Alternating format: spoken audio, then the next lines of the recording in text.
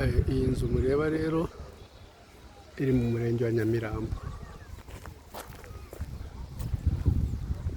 iri mu miturire, iri mu kibanza gifite ubuso bwa 465. Wowe rero wayikunze, ifite ibyumba 4 na salo na koridoro na toilette mu nzu, gusa ntabwo irarangira, mo imbere ikeneye amasuku.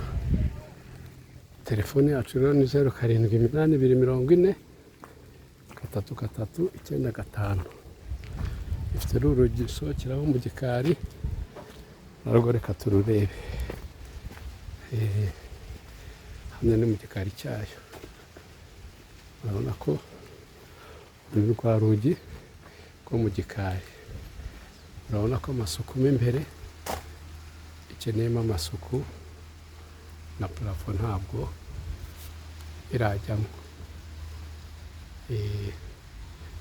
Ifitemo salo, ibyumba 4, cyikoni. Wowe ufite gahunda rero, telefone yacu 8240 339.